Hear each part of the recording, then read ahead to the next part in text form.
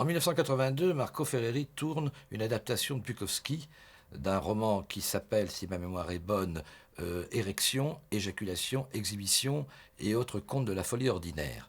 Il le tourne aux États-Unis. C'est le deuxième film qu'il fait aux États-Unis après Rêve de singe. Il est à moment de sa carrière où il n'a jamais retrouvé le succès de La Grande Bouffe. Et pourtant, ce film, qu'il produit lui-même avec sa femme Jacqueline Ferreri, est un film qui marquera beaucoup les gens par une certaine manière d'aborder le sexe et, disons, le désespoir. Pourtant, ce n'est pas un grand succès non plus. Par contre, en revanche, et ça n'est pas pour rien, il a le génie de choisir l'interprète pour Bukowski, qui est Ben Gazzara. Ben Gazzara, on pense à John Cassavetes forcément. Et il va mettre sa caméra à Los Angeles, en nous montrant Los Angeles qui n'est pas celui pittoresque de d'habitude, et il va montrer les personnages perdus, fichus, sans leur donner également trop de pittoresque. En quelque sorte, il va filmer la zone.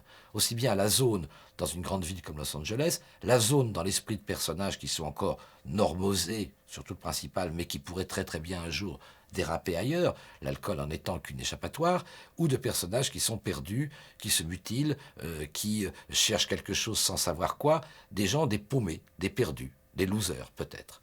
Mais cette vision de l'Amérique est peut-être beaucoup plus violente et forte qu'il ne l'a paru à la critique de l'époque. Parce qu'en fait, Ferreri, à ce moment-là, reste l'entomologiste qu'il a toujours été.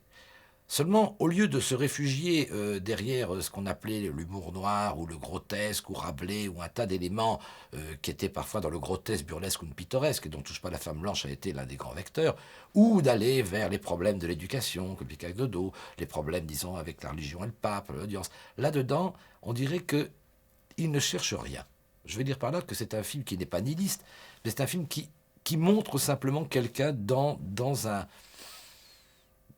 une situation étrange, d'un écrivain dont on ne lit rien de ce qu'il écrit, on entend juste la voix off, d'un homme qui aime des femmes mais qui ne sait pas trop leur montrer leur amour, même si un certain sourire, un certain regard. Alors il m'avait dit, tu sais, j'ai choisi Gazzara parce que tu as vu les yeux qu'il a, et avec ses yeux, il dit déjà tout. Bon.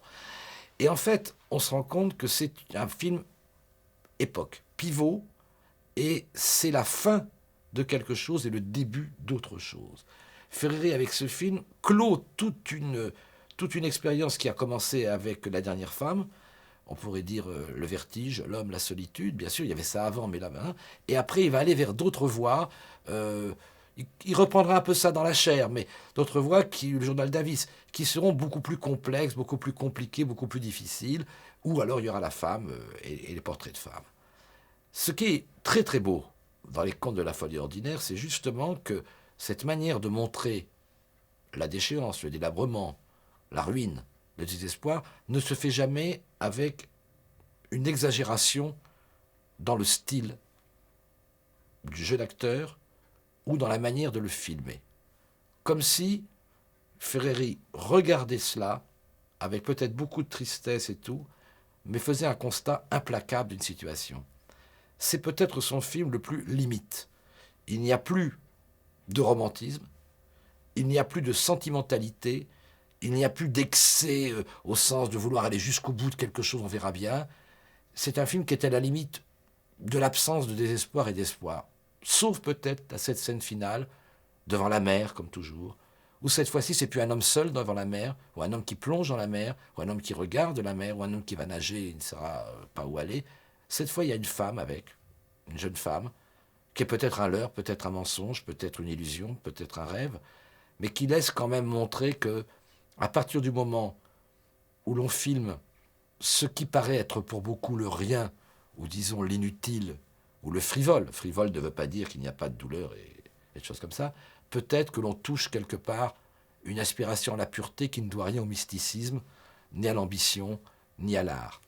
En quelque sorte, c'est peut-être son film le plus codifié, adaptation d'un écrivain à scandale, et en même temps le plus mystérieux, le plus secret. Peut-être que c'est le film où la caméra de Ferreri et lui-même sont le même regard.